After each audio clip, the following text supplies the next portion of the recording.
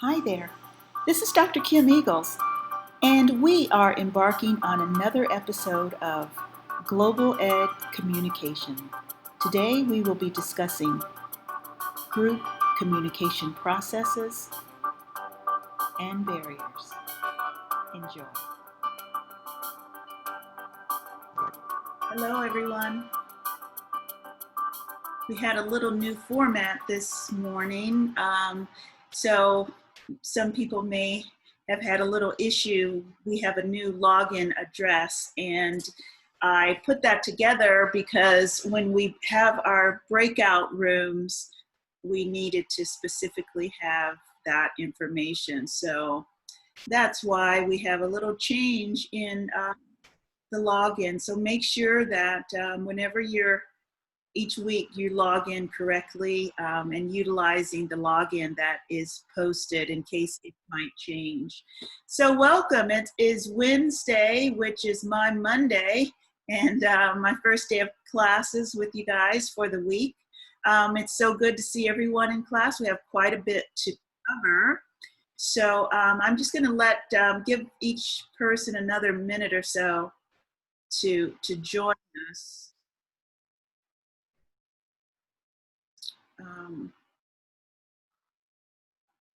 Just as a safety feature, I've had to change it to where we are able to log in with, I have to admit you in the classroom. So sometimes there might be a little delay for us to get you logged in. So, okay, so we have quite a bit that we're going to cover today. Let me go on screen share. Here you take your notes out and be prepared to take some good notes as well.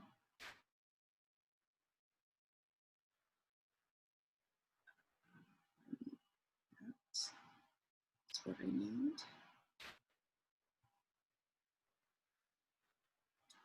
It's a funny thing. The more I get prepared, it seems like the more delay there is. So it's just, I guess, part of the nature of everything. So officially, good morning, everyone, and welcome to class. And over the weekend and on Friday, you had your first issue-based team project that you were going to be working on. So I want to start with just working through that and discussing with with you and the leaders the activity and finding out which area, what you selected as far as your project that you were going to work on. Okay, so let's see if I can get to my other information here.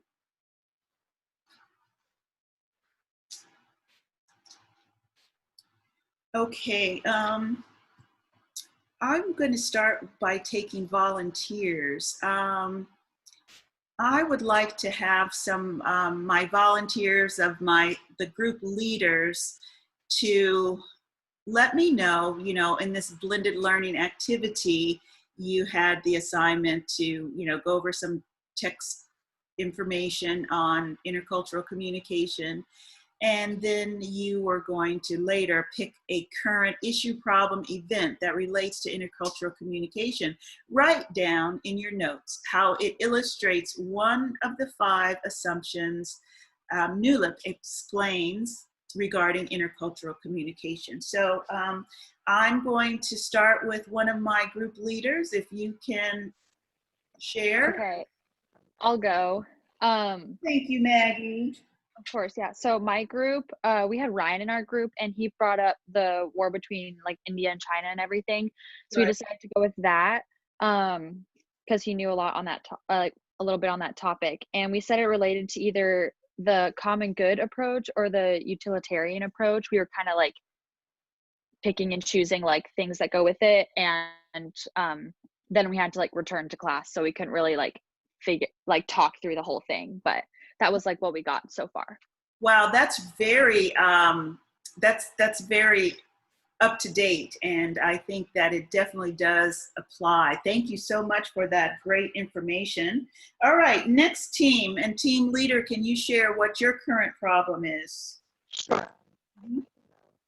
So, discussed, Uh-oh, Hannah, are you there?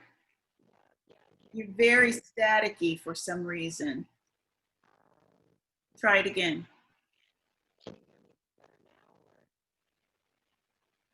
can you hear me better now? Hannah? Hold on, I'm trying to get on a hotspot. Uh-oh. I don't know why. I can't hear you. It's just very staticky. Are you on headphones?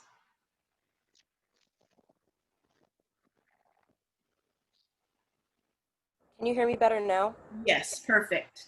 Okay, so we discussed the recent Black Lives Matter movement, and um, one of the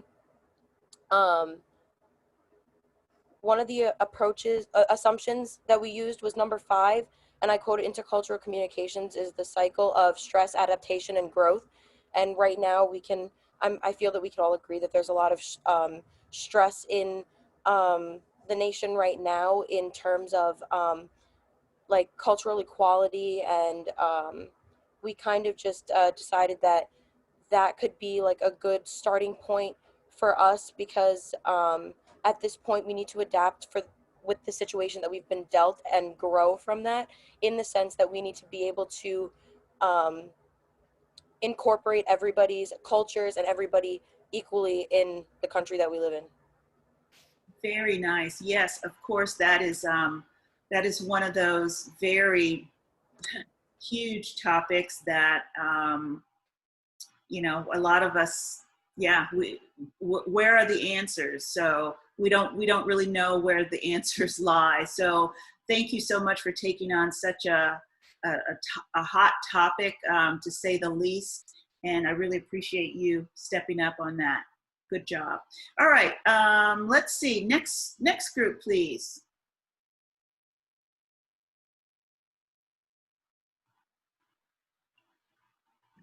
All right, I guess I can go. We did the right to vote, or for the current election is the issue, and getting people registered to vote. And we went from the common good approach because everybody's opinion deserves to be counted. And yeah, that's kind of where we went with it. Okay, very nice. Thank you for sharing that. Yeah, that definitely a wonderful topic to address with regard to, intercultural communication and how that relates. I think you'll have a lot of information to gain and to share with that as well. Okay, next team, please.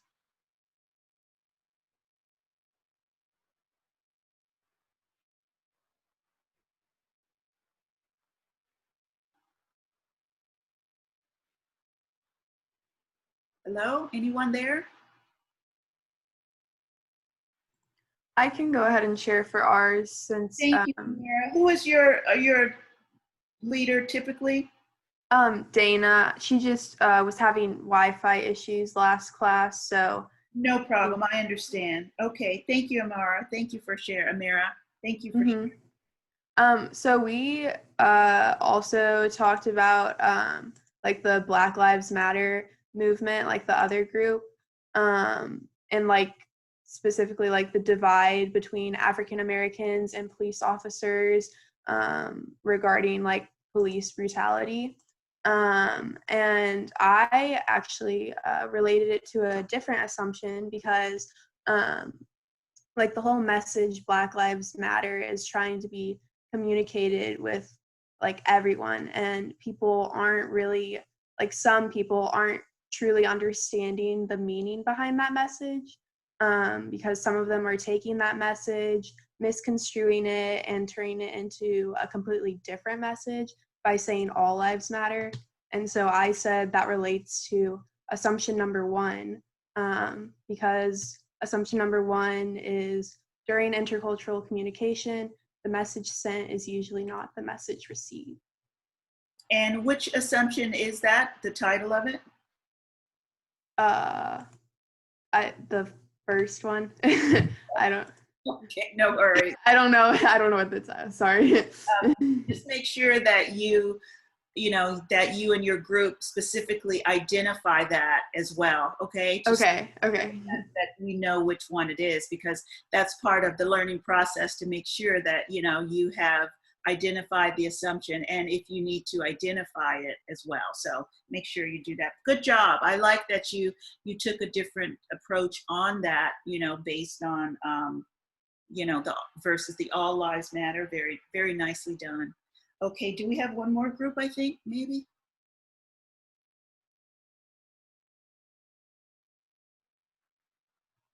Or group members that I've overlooked?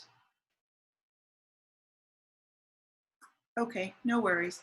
All right, so yeah, I think that this is a great exercise to be able to make sure that we're understanding some real life issues that that we can relate with and associate the different assumptions that take place. And it's a great place for us to all start. Let me make sure I have all of my students. Looks like Jason is needing to come in.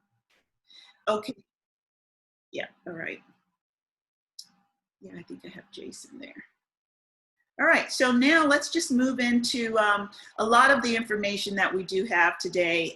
We'll cover quite a bit of information. We've been talking about this a little bit as far as experiencing the strengths and the differences, in the similarities that we all have. And we will find that there are both.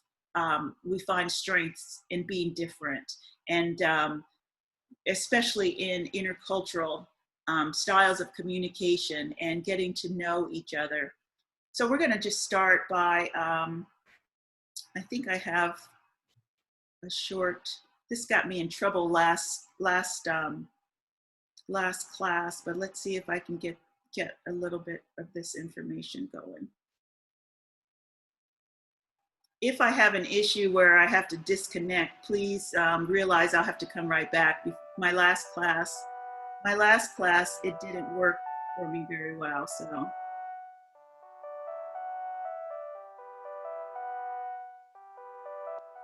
Our world today is more connected than ever. Several various communication platforms have sprouted, enabling people to interact with each other more often and allowing them to build new connections with people all over the world. So first off, what is cross-cultural communication? Cross-cultural communication, sometimes referred to as intercultural communication, takes place when at least two persons of two different cultures interact and communicate with each other. Today, as globalization and diversity in workplaces and various social environments become more rampant, it is unavoidable for cultures to meet, blend, and clash. Therefore, here are some useful tips for successful cross-cultural communication. Tip number 1. Always maintain etiquette. Wherever we go and whatever environment we are in, it is important for us to act and behave in the best possible way. Many cultures have specific etiquette with regards to the way they communicate. In fact, many cultures observe a degree of formality when addressing someone, such as the use of san in Japan and reversing family names and first names in China and Korea. Tip number 2. Show cultural empathy.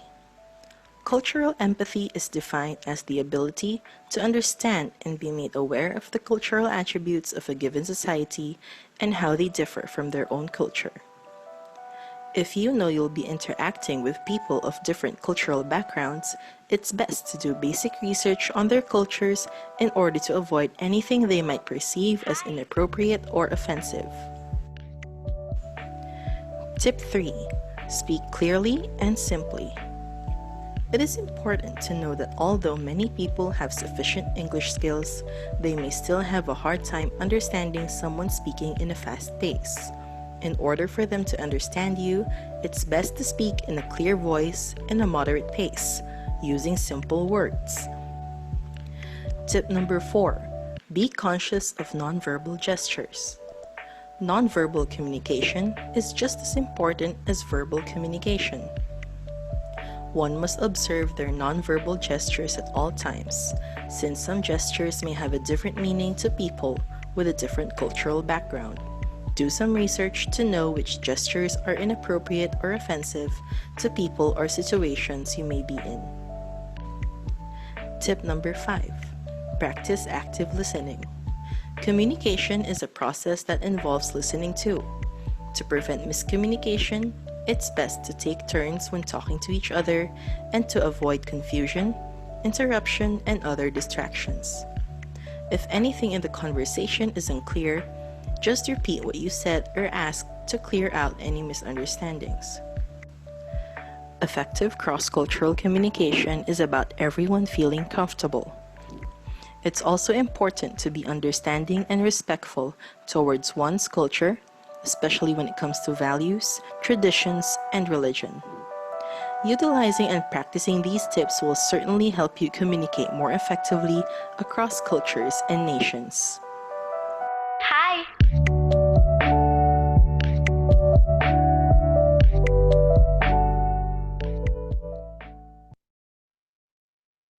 Okay, very good. So that was a very simple, to the point version of sharing what intercultural communication involves. And as we know, I mean, it seems very simple in light of some of the big topics that were brought up in our groups. I mean, we're looking at, for example, the war in India and China, not the war, but the conflict and the forms of communication that take place right now.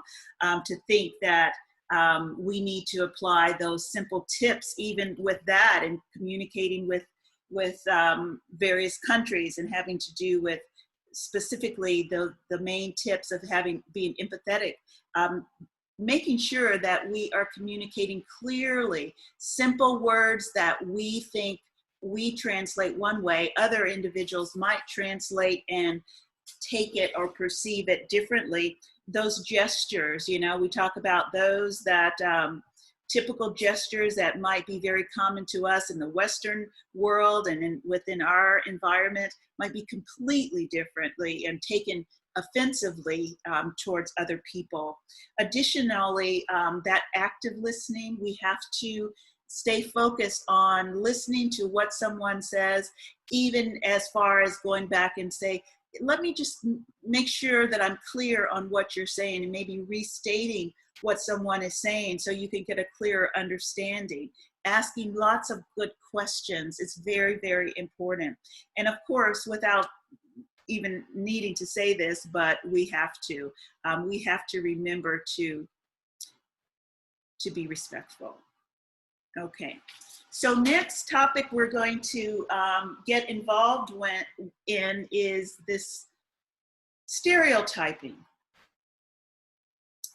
It's something that many people might take for granted, that they may not, and they may think that they don't do it, but actually many of us do have a mentality of stereotyping individuals. And sometimes we do it subconsciously. Sometimes we do it pretty outwardly, which is where it becomes very offensive.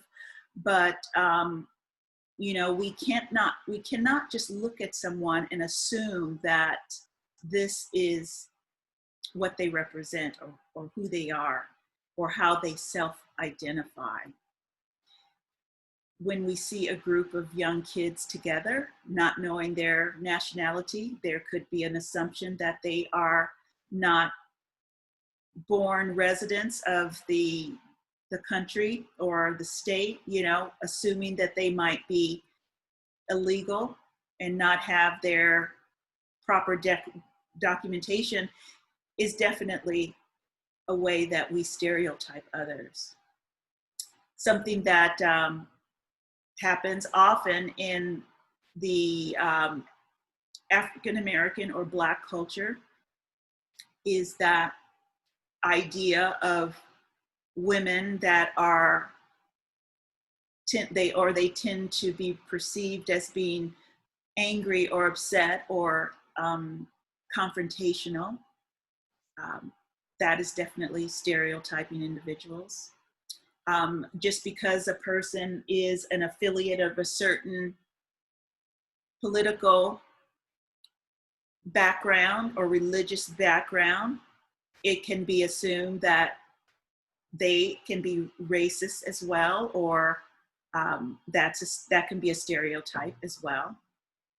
I know it's very interesting in my personally that there's this that a lot of Black individuals or minorities tend to be of the Democratic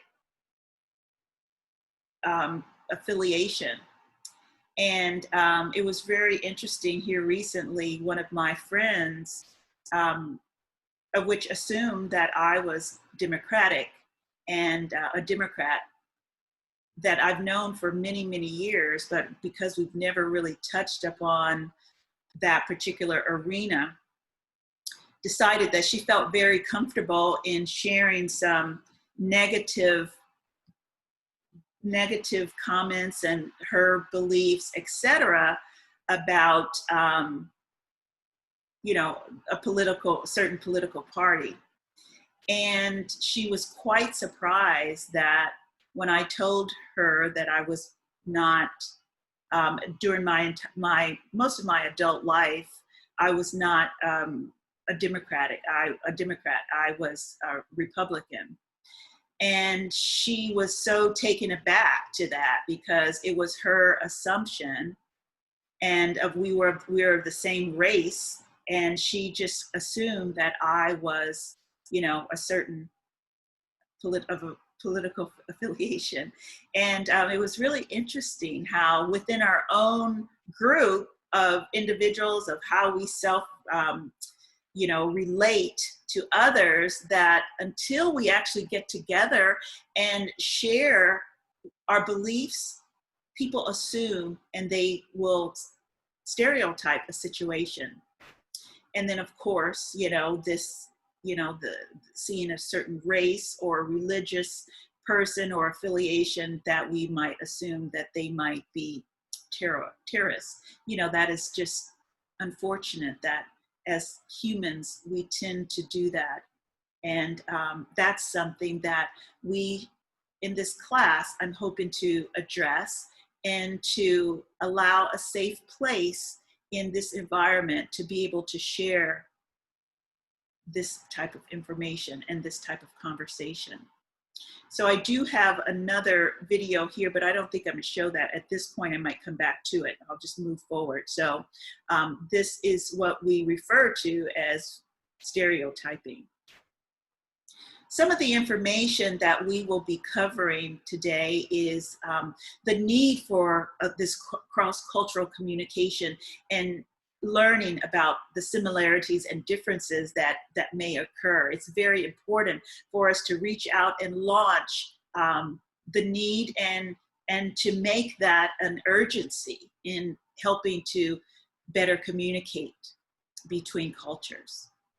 We have to realize that because of globalization, there can be some truth in the way we communicate, and on the other hand, there might be some miscommunications and some communication failures that take place that will cause us to better communicate with each other once we learn how to understand and empathize with others. We're going to talk about some barriers in communication. We talked and introduced ethnocentrism last week, and I asked that you make sure that you have that definition down. Of course, we're going to talk about stereotyping, prejudice, and learning about interpersonal skills and learning a new skill set and being able to communicate with others. Of course, learning about other countries and how we can battle and win this battle, and not stereotyping others, reducing prejudice, and discovering some new ideas and new ways of thinking. It's important in having some learning objectives with regard to the history and knowing about population and just knowing about technology. All of these also have a bearing on us getting a clear understanding of what true positive intercultural communication involves. We have to know a little bit about our history. And so we want to define intercultural communication with regard to face-to-face communication when there is a difference in our cultural backgrounds. We know that there are certain differences that are just common, but we're going to learn how to address these a little bit more.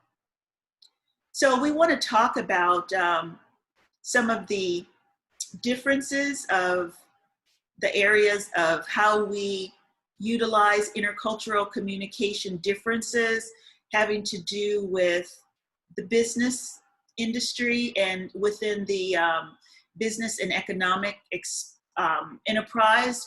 And that is very common that we're seeing now because of even during this pandemic, we are learning and seeing how things have been shut down and affected, having to do with business transactions that have been closed down and having to do with not being able to have true communication. The second one is, of course, the political implications that are taking place, having to do with, for example, in what Maggie shared about the differences in, having to do with wars and the threat of wars and just how vulnerable we can become having these ideas when we don't truly understand each other. We're going to talk about, the laws that take place as far as we've learned some of those assumptions having to do with, the greater good and the common good for others. All of this has to do with those political implications in that particular area. Also in sharing new ideas, being very creative minded as far as how we communicate with each other, having a voice, and how media is affected and how it does affect, and those implications that are applied throughout the media and those perspectives. One key area that we will learn about, that we must learn from one another, has to do with, in order to communicate, we must truly understand what other individuals are going through and the cultural implications behind that. Oftentimes, because we have a lack of understanding of these implications, having to do with things that we say, comments that we make, it has certain hidden implications that we need to bring to light and to also be able to discuss with each other. So having that strong need for cross communications and cultural differences and awareness is very, very important for us to learn about. So as you all know, that me living in China for so many years, that I have maybe a different understanding about what China and the US have differences about, and maybe where these differences lie. We talked about these areas last week about the goal is to have healthier communities, to increase our economic base and to have global commerce, and to also learn to reduce conflict, such as even what we're experiencing here. And two of the groups are talking about Black Lives Matters versus that conflict of all lives matters.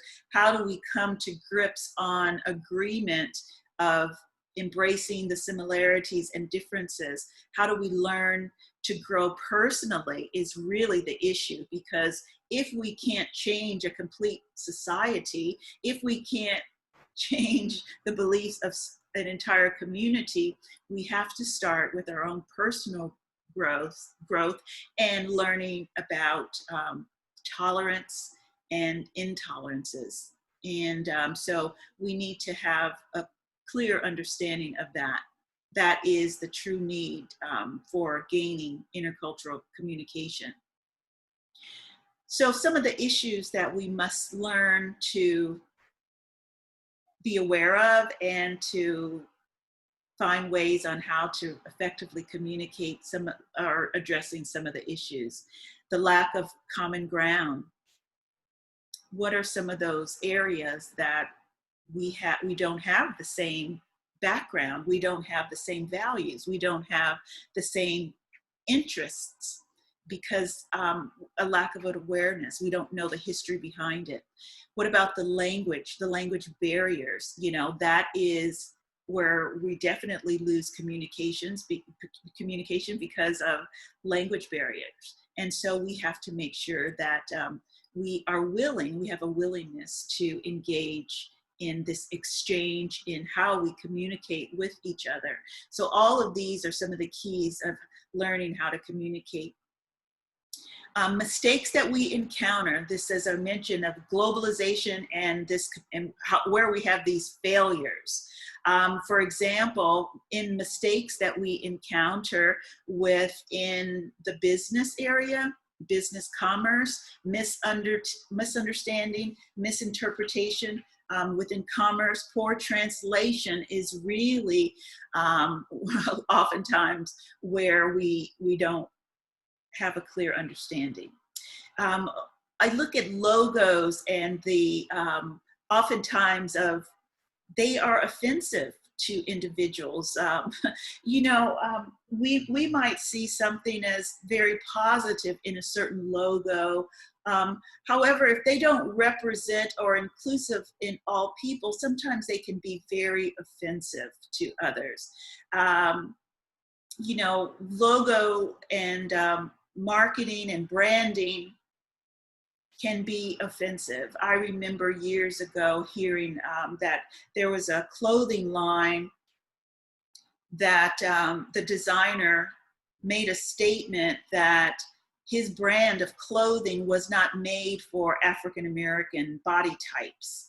And whether or not that was his true belief or not, I mean, catering to a certain market or a certain brand, when that in general can be offensive, to just our humanity and how we view each other. So, when we find out certain information about the beliefs of other companies and individuals, the logo and the branding can also be offensive when we find out some of the information and background to that. An additional portion, of course, is globalization and the etiquette that we need to be aware of. Earlier in the short little video clip, we learned about making sure that if we are visiting other countries, doing business with other countries, or having some type of collaboration, we need to really learn and understand what the true etiquette is with regard to their particular cultural background and awareness, because very often the reason why we're very strong in our beliefs is because they have meaning and we hold these values dear to our hearts. So if we don't have a true understanding in our globalization, we have to, where we're really willing to find out what does it mean, why are those values important, then we might come off as being rude or arrogant within our global society. So these areas are very important for us to become aware of in the where we have communication failures.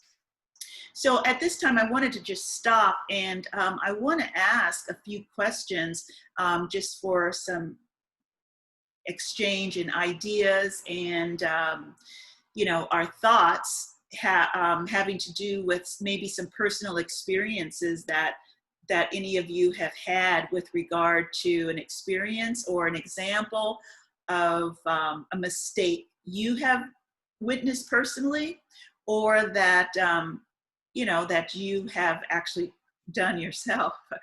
So I'm going to go through first. I always will start with volunteers. Otherwise, I will call on individuals. Do we have any volunteers that might want to share an encounter or mistake that you've seen either in business, in commerce, poor translation, or any of these things that we're talking about?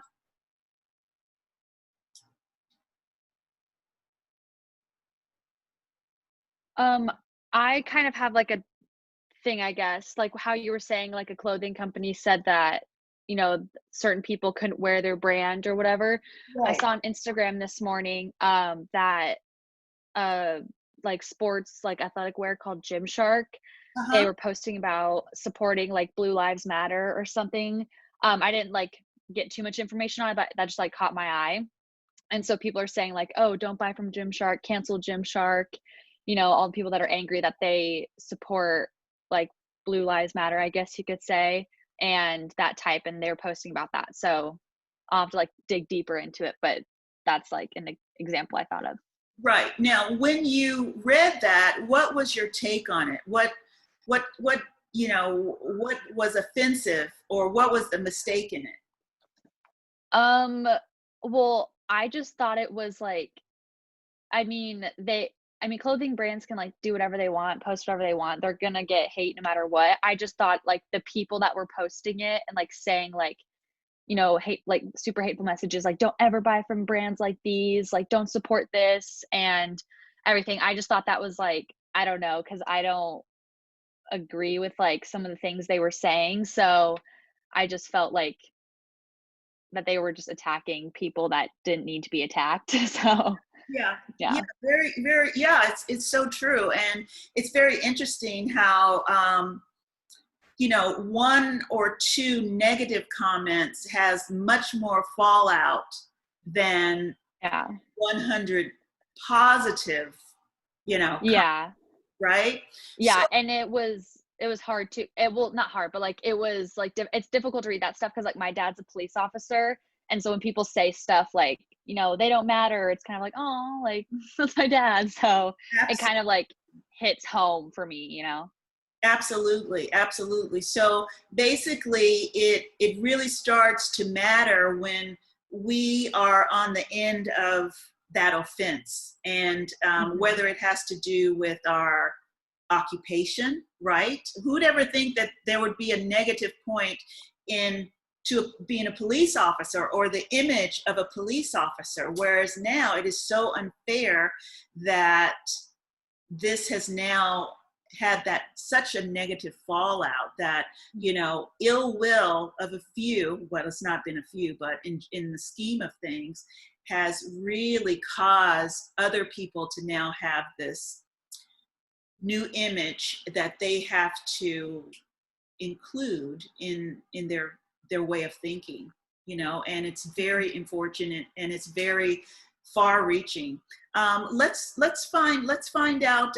Anyone else have a comment? How about Cooper? I see you're on in any examples that you want to give or share having to do with business, commerce, translation, logos, etiquette, route. I don't have any specific examples like off the top of my head, but I think like it's very easy in today because there's a lot of different like sides to it. Like if you don't offend one group, you're gonna offend another, and it's really hard to make a point, I think, sometimes without stepping on like someone's toes. And I think that that's one of those challenges is like we have to understand that just because you're reaching out to one group doesn't mean you're like actively trying to hurt another, I think. But at the same time, yeah, it can be offensive and like hard sometimes too. Yeah, absolutely. And especially now, what it seems to be causing is a fear or an apprehensiveness to even commenting. Because just like you said, Cooper, we start feeling if I say something on this side of the spectrum, then they're going to be offended. And then if I say it on the other, then they're going to be. So I'm just not going to say anything. And so that is not always the answer either.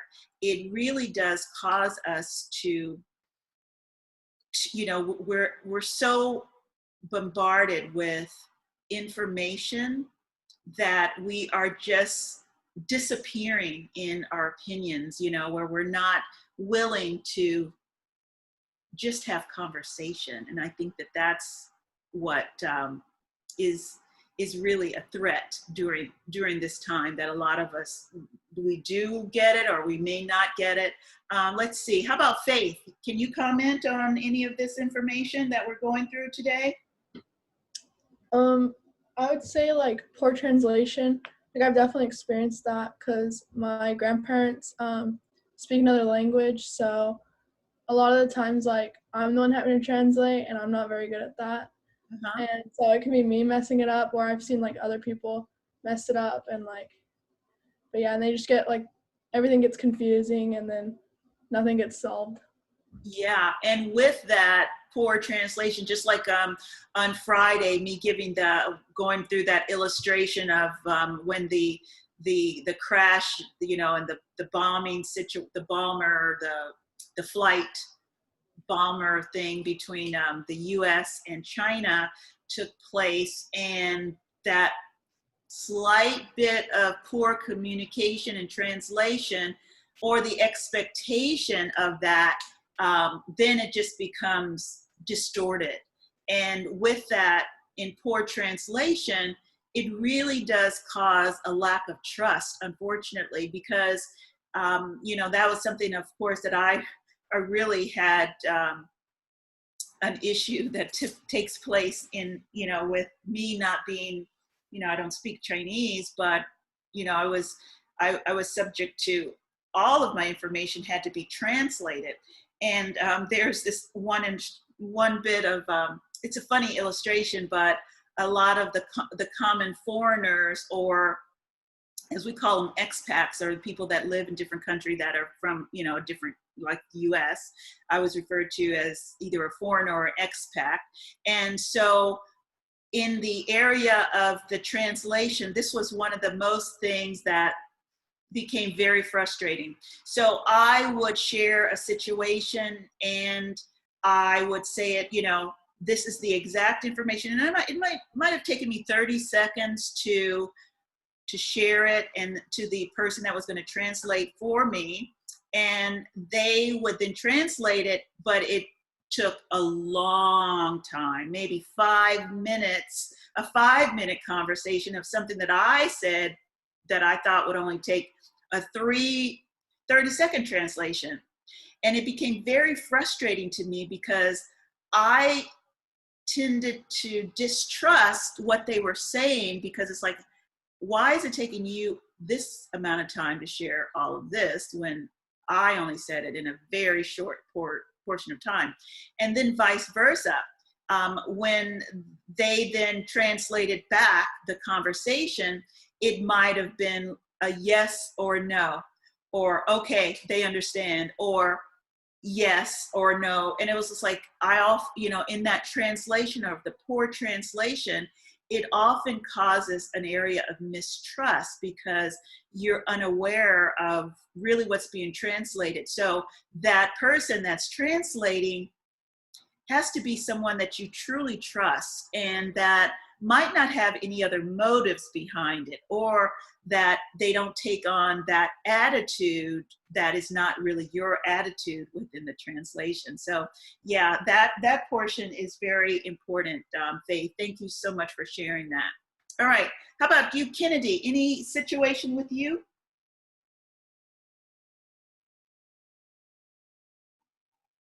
Kennedy? Yeah, so I hi. So I definitely have seen a lot of things, like I think it was Maggie who mentioned the Blue Lives Matter thing for Gymshark. I've definitely seen a lot of those things, more with messaging in companies and like what they stand for, and then the other side like canceling them or whatever. I haven't seen a lot of like the logo offenses. So it's kind of interesting to think about how logos can be offensive to someone. Just because I am a graphic design major, so that's kind of what I do. So Right. it kind of takes me aback thinking like, oh, maybe I should be doing more research on like global views of whatever I'm doing so that those logos won't be offensive. So that was kind of more of like a personal mistake that I could prevent. Mm-hmm. Right. Yeah. And so these are some of the awarenesses that, you know, this hopefully within this class that I want us to focus on. These are things obviously that, you know, we haven't experienced. And so we need to talk about them and, you know, address them. So for example, years ago, in my earlier career, I studied fashion designing at FITM Fashion Institute of Merchandise, Design and Merchandise. And that was just my wow moment in life to just, you know, have aspirations of becoming this world-renowned fashion designer. I didn't, but for you know, I think about 5 or 6 years, I did work in the manufacturing of soft goods, fashions that are usually referred to as soft goods. I happened to work, my job as a designer was for an infant clothing and baby products company.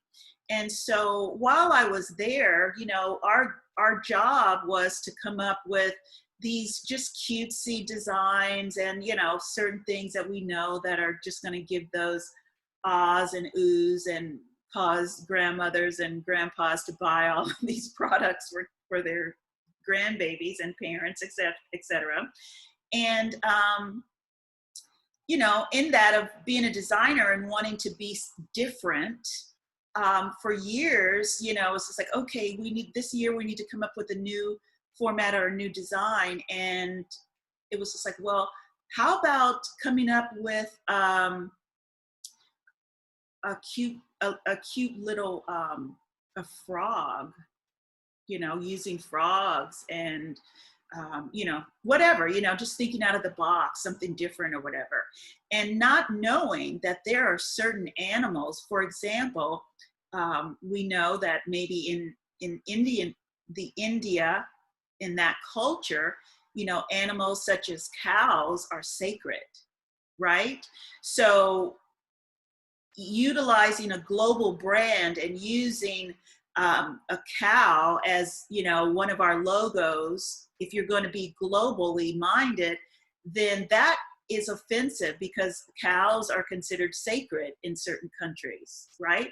So it's not until we start looking into these areas that are concerns of other people, looking into the history of why it's offensive, we won't know for whether or not it is going to be offensive or not. Just so, or for example, why it doesn't sell. You come up with this wonderful idea, this wonderful new brand, this wonderful logo, but you know, within this entire culture of people, it's offensive. And you know, it would be like, you know, maybe putting baby Jesus on something and selling it worldwide, and you know, to the Muslim population, that could be offensive. So, you know, when we're going into these careers and looking into wanting to be, you know, diverse and to be inclusive, we have to look to ways that could be offensive, that we might just think, you know, it's just this cute little logo or whatever.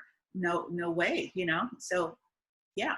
All right, so let's move on to the next portion of what we're going into. Do we have any questions so far? Okay, good. So now we're going to talk about some of these barriers. And before we go into those,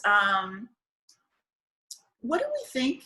You know, I mean, this little illustration says it all. The barrier is that something that is blocking what is said or blocking what is being heard. And so these are the barriers that we need to find out. What are those barriers? You know, how do we listen to each other? Are we truly listening? Are we listening to make a comment, or are we listening to get information? So now, yeah, so let's talk about that, some of these barriers. And so now, instead of me doing all the talking through this is why I get you guys involved, because you need to. Jason, you take this one and read through these areas of the 5 barriers in communication. You bet. The first one is high anxiety. The second is assuming similarities. The third is ethnocentrism, or judging other cultural standard. The fourth is stereotyping, judging others based on their group membership. And the fifth is prejudice and irritational distrust of hatred for another person, group, or race. Yes, yes.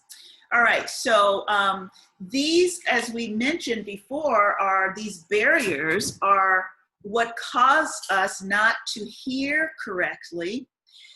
They are barriers to cause us to be offended and perhaps then put up a wall.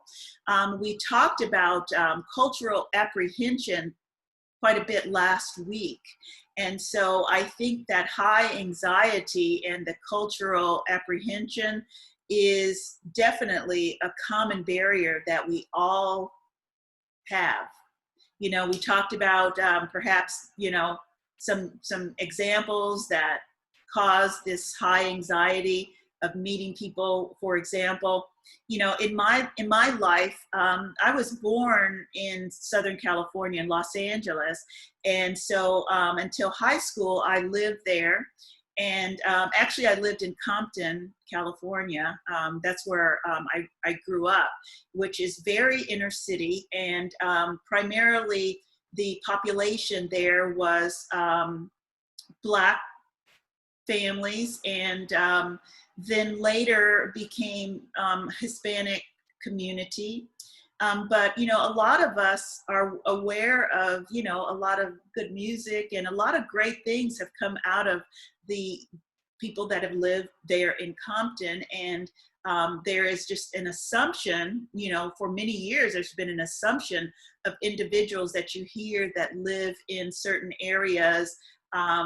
If you might feel like you are a fish out of water, if in fact you are the only from that area. So, you know, my background is, you know, that's what has always been familiar to me. But when I went away to university, I then studied at my undergrad at University of California in Irvine, and it was a primarily white community, and the university at that time was one of the newer universities, so it was kind of an up and coming area. There wasn't a lot of you know, we had a cross-cultural community in at the university, but there was a small population of individuals that were non-white, and so we kind of had these smaller organizations that kind of came up,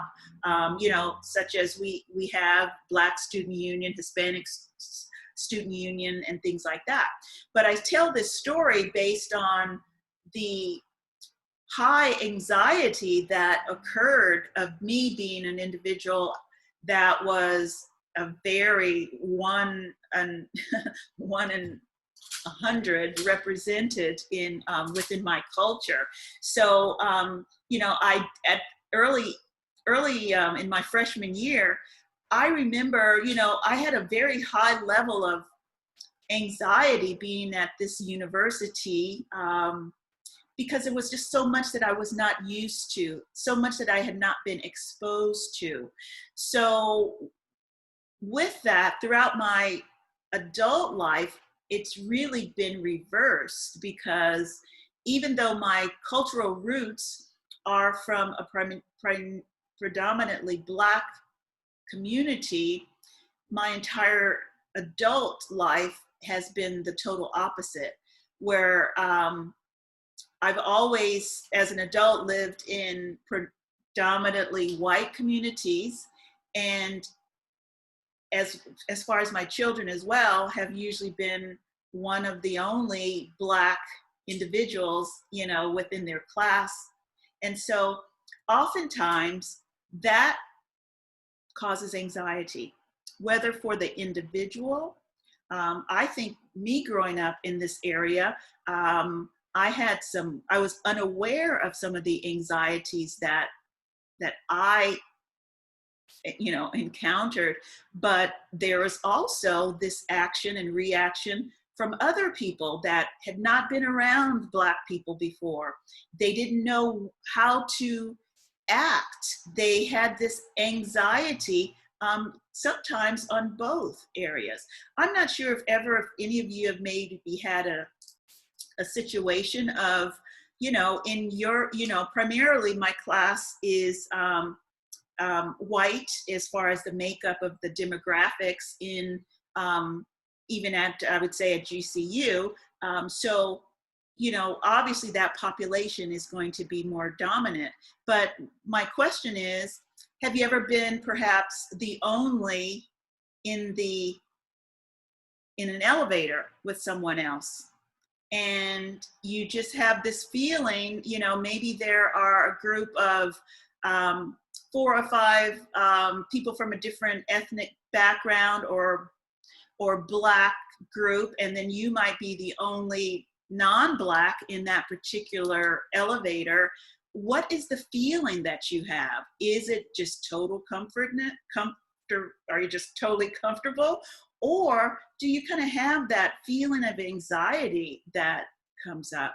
I know another area where this barrier takes place in, I've heard of some individuals that they go into a store, and if you are the only that race or of individuals, you have a little anxiety because you feel like all eyes are on you and you're feeling that anxiety that takes place. So I bring this up to you is because that becomes, or it can become, a barrier in how you communicate with each other.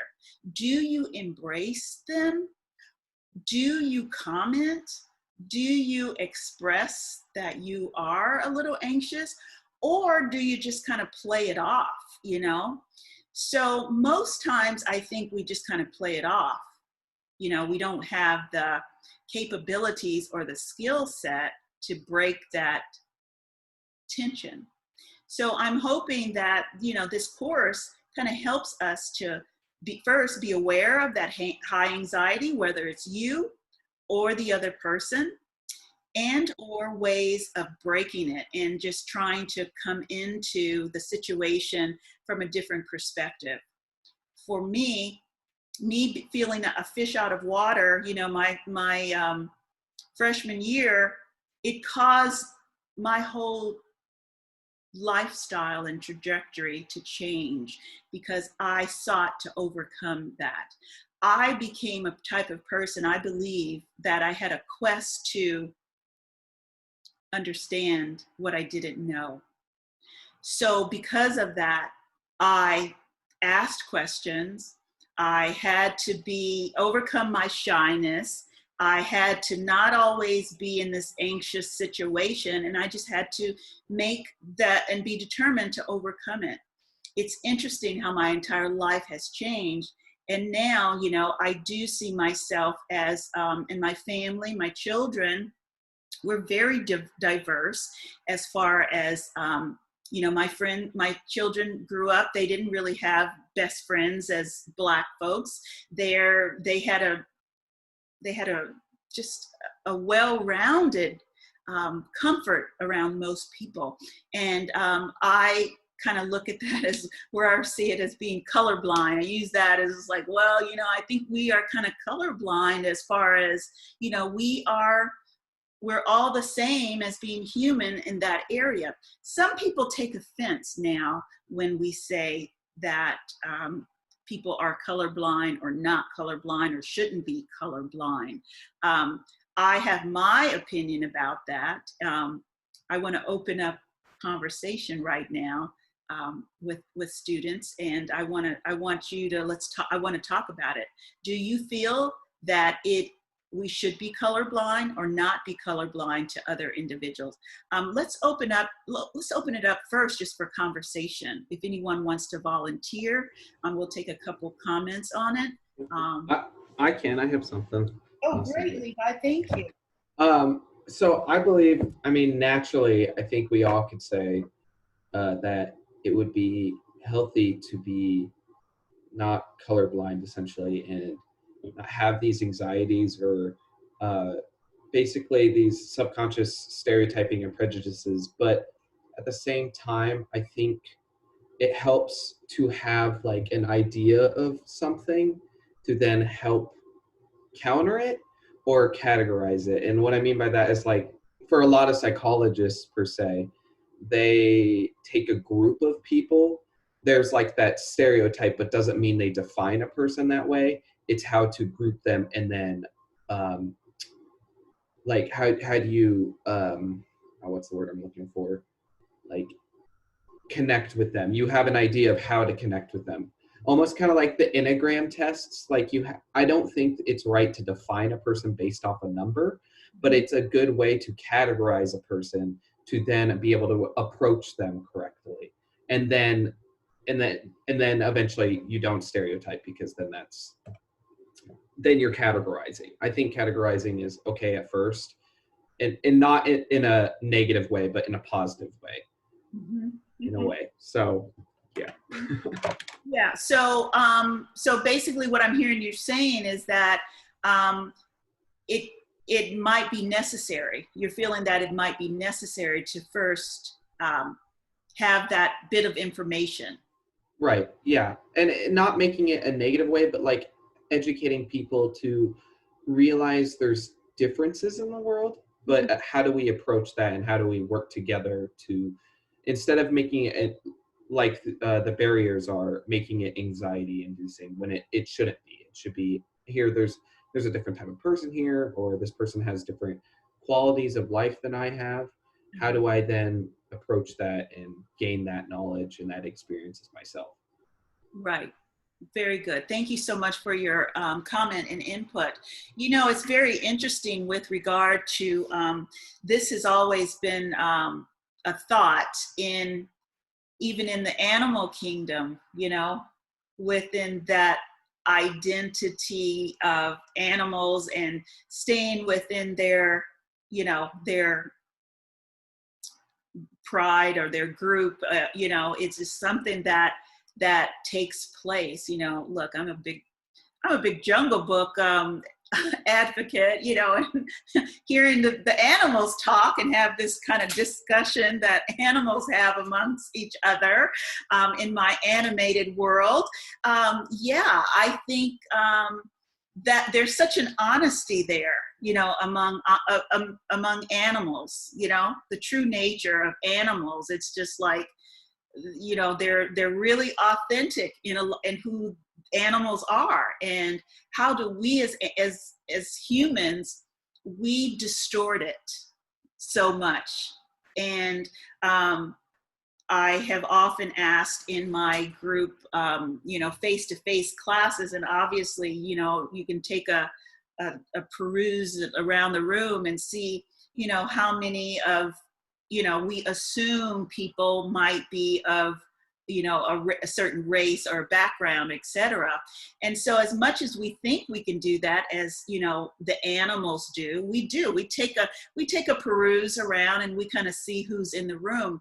That's really why I start the class as far as us being able to identify who's in the room with regards to our own personal traits and our personal characteristics, is because that seems to be non-offensive and universal, as that, you know, we all have these certain characteristics. We all have certain traits, as, you know, in our races and ethnicities and nationalities, we also have these certain traits and things like that. The goal is not to be offended by them. The goal is to embrace those and to embrace the traits of the beaver that knows that they can do and etc. You know, I think culturally we have this interpretation as well. However, sometimes it's a little misguided. You know, all Black people are not great athletes. You know what I'm saying? All Asian people are not brilliant, right? These are things, these are those type of assumptions that do cause high anxiety and, you know, the barriers. So we want to overcome those. But yeah, so these are the type of conversations that I want us all to be able to become comfortable with, and to be able to share. And even in this environment, I think it's really interesting, and I think that, you know, because we're virtual right now, it's taking on some different dynamics than it would take on if we were actually in the same room with each other. I believe that it's giving us some liberties, and it's building an area of trust for us to set up our voice and to talk about some of these fears and anxieties. So I'm going to just get this right out on the table right now. I'm not sure if anyone might feel, you know, to just come out with it. We have two topics here, two groups that are working on Black Lives Matter. That's a hot topic. That's a very hot topic. Do you guys have issue with this going on? Are you at a high anxiety level of what's going on this, with this format? I mean, from a personal standpoint, as I said, you know, we're building trust within our class, but I want to talk about that. I want to just quickly, I don't want to stay there because we have a lot of other information. Black Lives Matter. Where does that put us on the high anxiety? Can someone speak about that? I don't want to call anyone and put them on the spot, but. I can go. Okay, thanks, Hannah.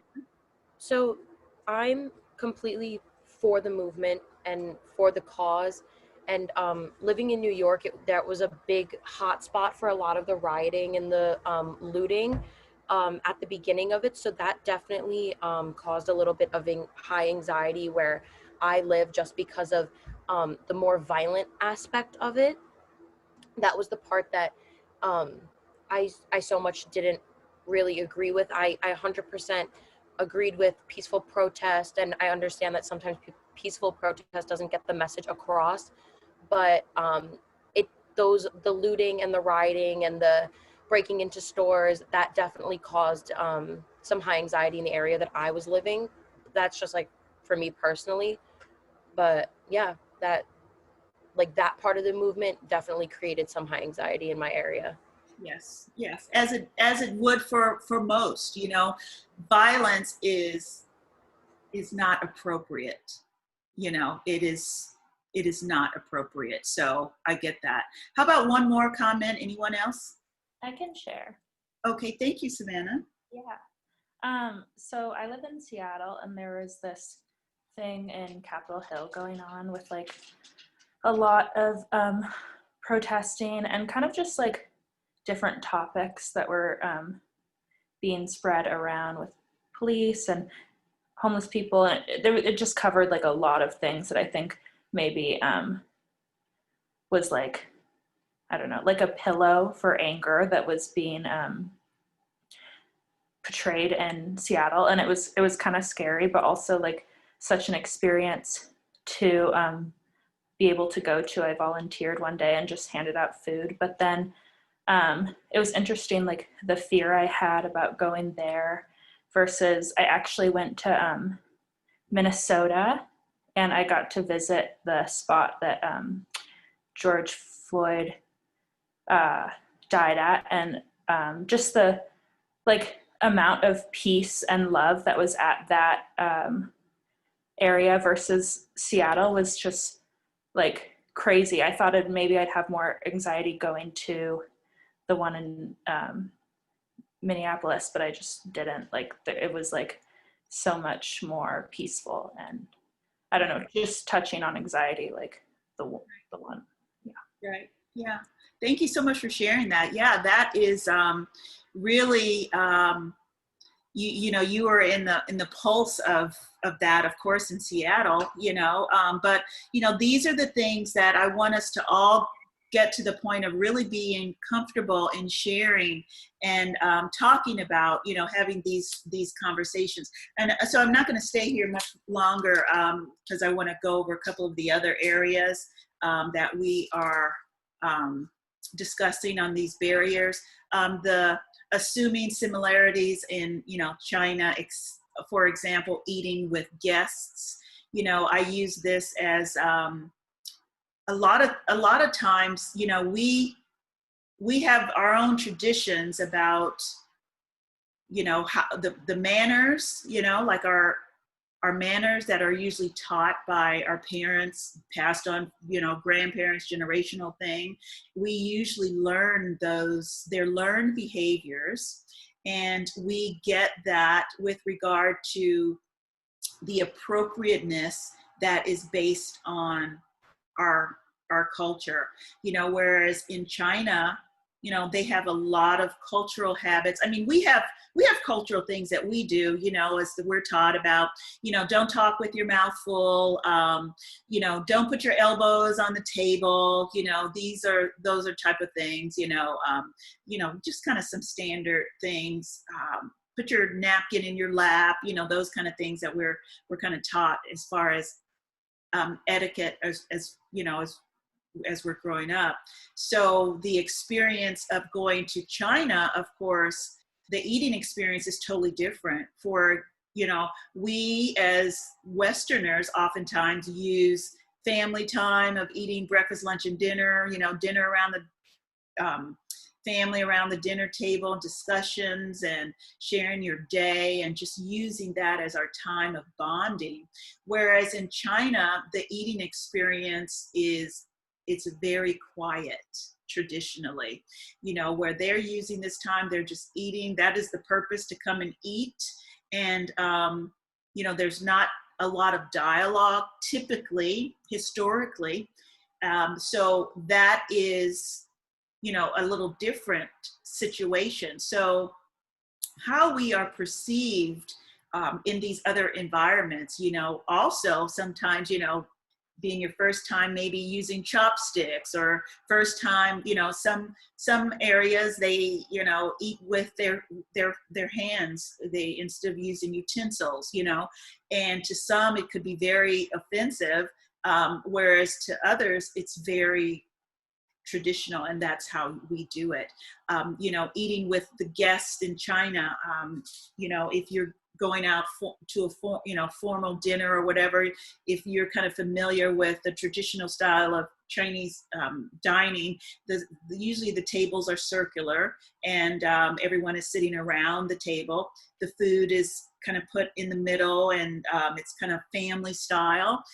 You know, they eat with chopsticks, and they, you know, use their chopsticks from the same bowl, you know, and all of this. And whereas to a foreigner, or, you know, that might be like unhealthy, all of those kind of things, you know. But there are differences that sometimes we have to embrace.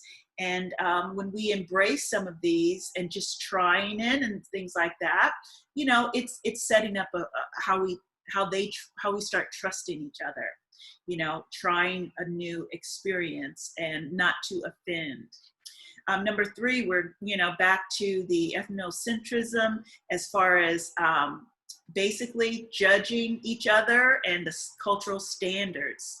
You know, whenever we use this term of they always blah, blah, blah, blah, blah, blah, they always da, da, da, da, da, you know, that causes such separation.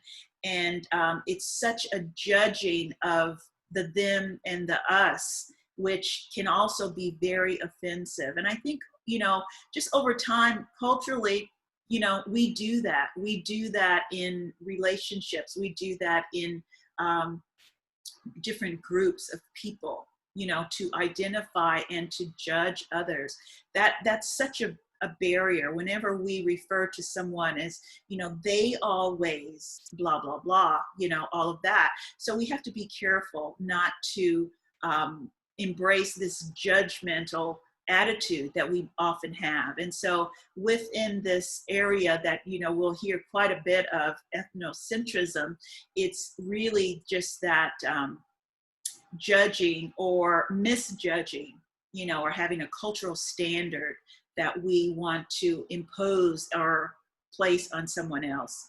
Of course, stereotyping, of course, that's the easy one. We went through that, saw some images of what that looks like. Judging others based on their group membership.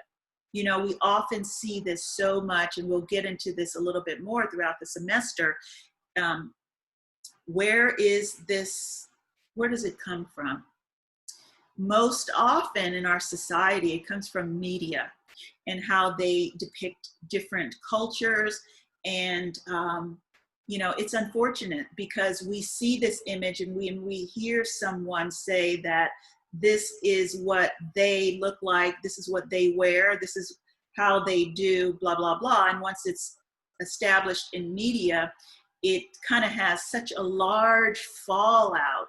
And so we have to really be careful of not using the stereotypical behavior and developing these types of mindsets and how we then judge others.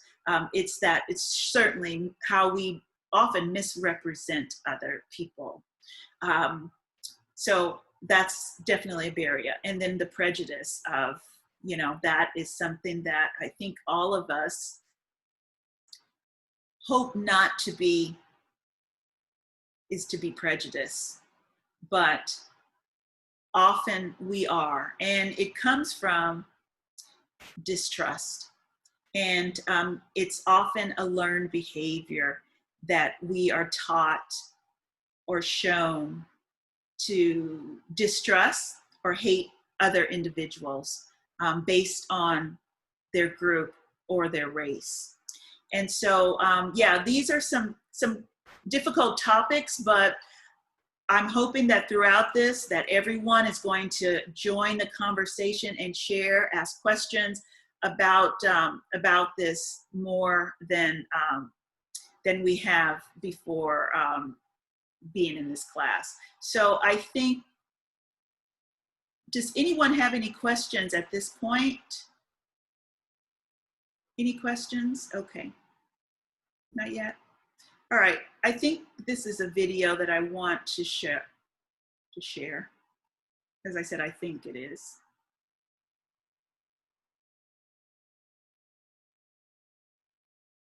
My name is Canwin, and I play both the piano and the violin. I aspire to someday be a doctor, and my favorite subject is calculus. My mom and dad are tiger parents who won't let me go to sleepovers, but they make up for it by serving my favorite meal every single day, rice. And I'm a really bad driver. So my question for you now is, how long did it take you to figure out I was joking? As you've probably guessed, today I'm going to talk about race, and I'll start off by sharing with you my story of growing up Asian American. I moved to the United States when I was 2 years old, so almost my entire life has been a blend of two cultures. I eat pasta with chopsticks, am addicted to orange chicken, and my childhood hero was Yao Ming. But having grown up in North Dakota, South Dakota, and Idaho, all states with incredibly little racial diversity, it was difficult to reconcile my so-called exotic Chinese heritage with my mainstream American self. Used to being the only Asian in the room, I was self-conscious that the first thing people noticed about me was that I wasn't white. And as a child, I quickly began to realize that I had two options in front of me: conform to the stereotype that was expected of me, or conform to the whiteness that surrounded me. There was no in between. For me, this meant that I always felt self-conscious about being good at math because people would just say it was because I was Asian and not because I actually worked hard. It meant that whenever a boy asked me out, it was because he had the yellow fever and not because he actually liked me. It meant that for the longest time, my identity had formed around the fact that I was different, and I thought that being Asian was the only special thing about me. These effects were emphasized by the places where I lived. Don't get me wrong, only a small percentage of people were actually racist or even borderline racist, but the vast majority were just a little bit clueless. Now, I know you're probably thinking, what's the difference? Well, here's an example. Not racist can sound like I'm white and you're not. Racist can sound like I'm white, you're not, and that makes me better than you. But clueless sounds like I'm white, you're not, and I don't know how to deal with that. Now, I don't doubt for a second that these clueless people are still nice individuals with great intentions, but they do ask some questions that become pretty annoying after a while. Here are a few examples. You're Chinese? Oh my goodness, I have a Chinese friend. Do you know him? No, I don't know him. Because contrary to your unrealistic expectations, I do not know every single one of the 1.35 billion Chinese people who live on planet Earth.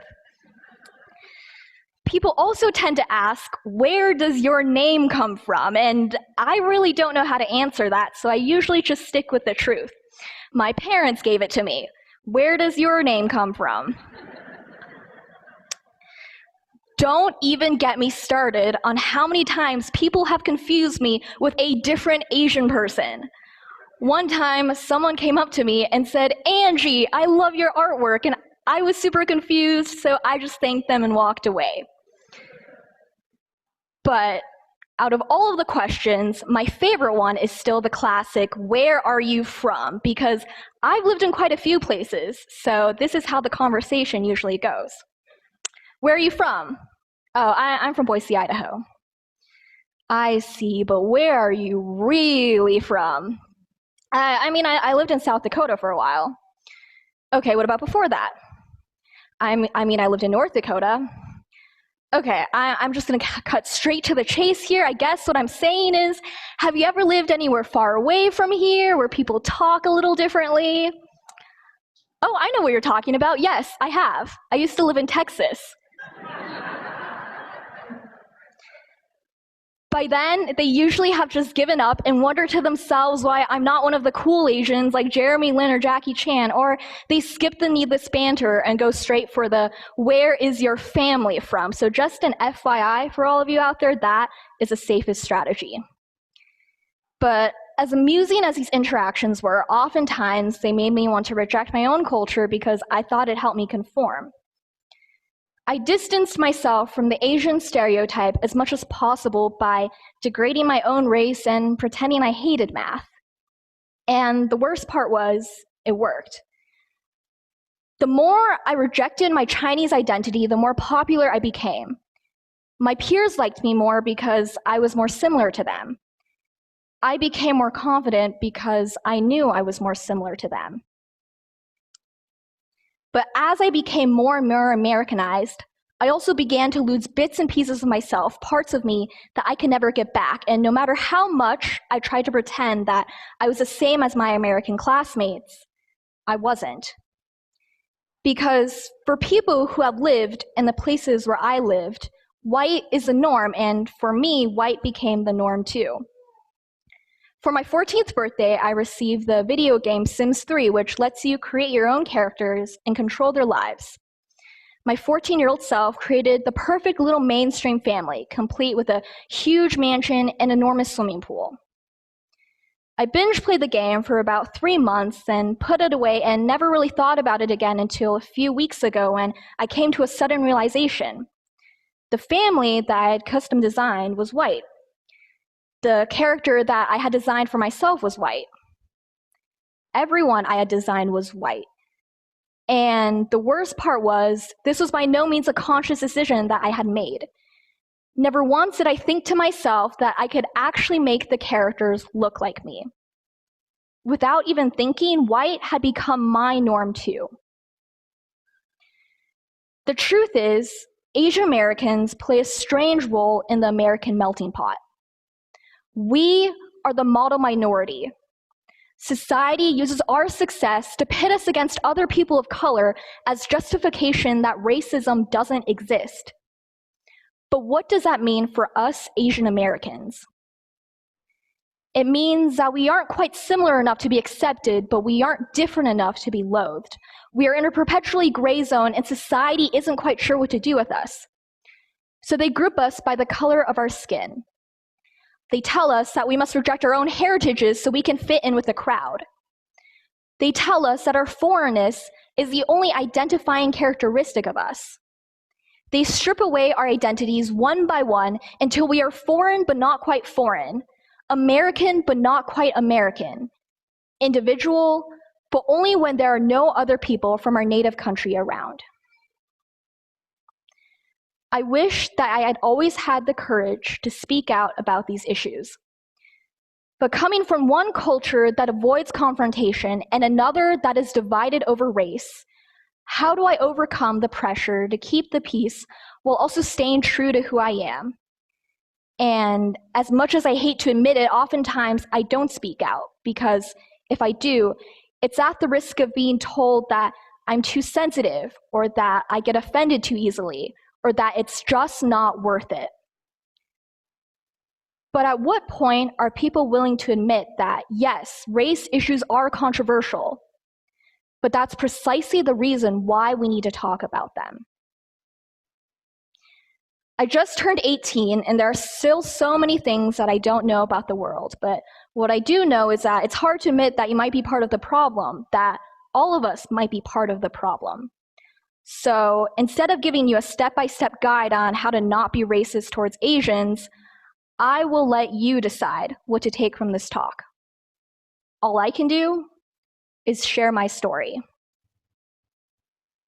My name is Canwin, my favorite color is purple, and I play the piano but not so much the violin.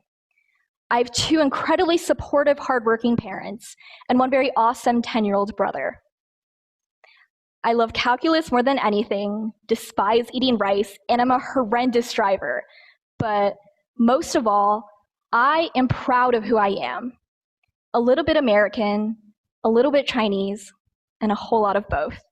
Thank you.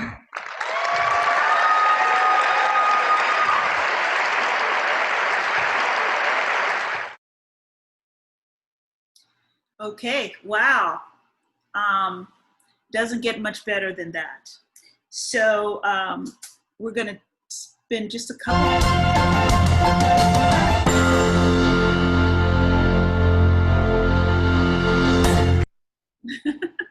That was like the grand finale. Okay, we're gonna spend just a couple of minutes on this video and just kind of talking about it. I think that it offers a great illustration of so many different aspects. Some of the takeaways that I want us to maybe to think about and to briefly comment about. And, you know, again, be ready for me to ask a question from you and or to volunteer. But this video was on obviously race, but I loved the point being made of being the conforming to the group, the in group, or non-conforming. Think about it a little bit. Which side are you on in your personality, just in general? Are you a conformist, or do you tend to stand alone into what your beliefs and your background and your culture has provided for you? You know, think about the area of individuals that have had to and do have to conform and or hide and or misrepresent their identity. Most Americans that live here are part of this huge melting pot of a blended culture. For example, my culture is a little different. My maiden name is Ogwen, which is Irish. In reflecting back there's no evidence that I can trace of my heritage of being Irish, which oftentimes fills a void in my life of really who I am and being able to trace my heritage. My mother was a beautiful woman. I'll have to bring a picture in and show you who she was. However, she later found out her heritage was totally different, probably in her late 60s, that she found out that what she thought she was half Black and half Native American Indian, that she found out that she was not Native American heritage, but her real father was white. My mom had these beautiful blue-gray eyes and all of the attributes of not, when someone looked upon her, they couldn't really recognize what her background or heritage is. Our backgrounds are very diverse if we look into it, if we're willing to. Some of us don't have the ability to know that. Our history is very important. When we don't know our true heritage and we try to fit into other heritages and backgrounds, we feel that we tend to be a little self-conscious of who we are. Maybe not good enough. When you don't know who you are, you don't know where to truly stand. In my life, when I became a believer, and my faith is what gave me common ground with other people. It was really a strong point for me in my life, and just to become acceptant of who I am. Additionally, we get so many mixed cues in society. How am I supposed to be? You know, am I forced to change from this culture into this culture and vice versa? These are things that individuals that are not of the majority culture have to face. There are differences and similarities that we all have. And the goal is to try to find areas where we can embrace one another and understand that we're more similar to one another than different, if we take the time to investigate that. I love the quote that she said here in the video. Some people ask those questions because they're simply clueless. Let's be respectful to one another when we do ask questions, but please remember to ask questions. Be safe and stay in safe environments that you won't be threatening other individuals or being offensive when you ask other questions. This is going to be a great semester of learning. I'm going to ask a couple of you what are some of the takeaways before we end. We're just about done. Do we have a volunteer, someone that wants to comment on the video? So I thought something really interesting. I really identified with her when she said that she was somewhere between like white and Asian. I'm part Mexican and also part white. And in high school, I was too Mexican for the white people and too white for the Mexican people. So I was in this weird middle ground where I didn't really have many friends, because if I tried to make friends with the Mexican people, they'd be like, oh, you're Mexican? You don't look Mexican. Do you speak Spanish? How Mexican is your dad? Did he come from Mexico? And so I wasn't accepted in that realm. And when I tried to be friends with the white people, they just didn't understand my culture. And so I just really identified with that sentiment of just not feeling like you're in this weird middle ground that doesn't really fit in. Absolutely. Thank you for sharing that, because, you know, oftentimes we don't have an opportunity to share that throughout our lives. You know, we can have cultural conversations within people that are in our culture, but oftentimes they tend to be a little bit, it's like, yeah, excuse me, like they don't understand us, the us and the them. So in that, yeah, it makes us feel very self-conscious. Just to ask now, where is your stance now, Dana? What do you feel as far as, I mean, who are you? How do you self-identify now? I still find it hard to be friends with people who are not also mixed. I found a large community of mixed people because I think most people are mixed at this point, and so those kinds of people really are good friends to me. But I still get the question, oh, and it's worse now because I'm changing my name because I got married to Wooldridge, and so I can't even like before I would just be like, well, my last name's Solis, so like that gives me some credit. But now it's like, if you don't speak Spanish, then you're not Mexican, and it's really hard because I asked my dad to teach me and he wouldn't, because he thought he had some weird thoughts about it. So I think for me, I just try to be as authentic to myself as I can, and I do identify as Mexican, and if people don't accept that, then I don't necessarily want them in my life anyways. Right.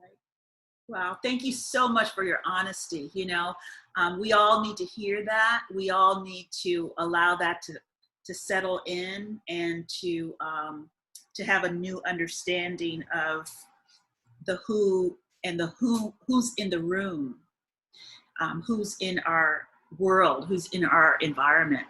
So I have a brief homework assignment.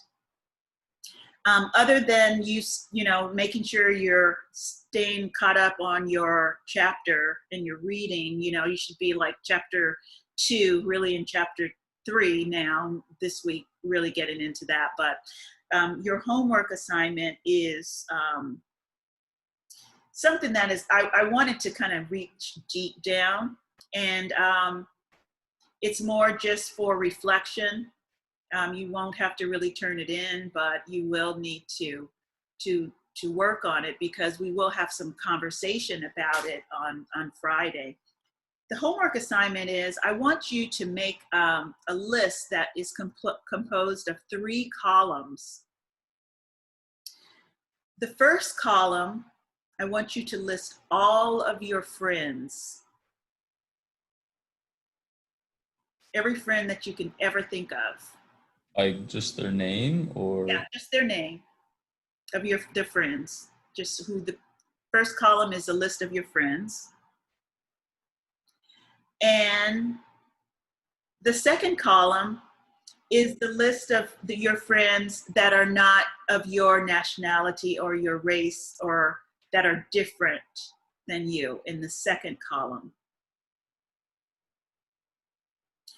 And in the third column, I want you to write the names of the individuals that are not of your race, that you have a strong, intimate relationship with, or you could say, I know them very well. Okay? I'll write it up and post it on the announcements as well. But the first column is a list of all of your friends that you can ever remember in your entire life.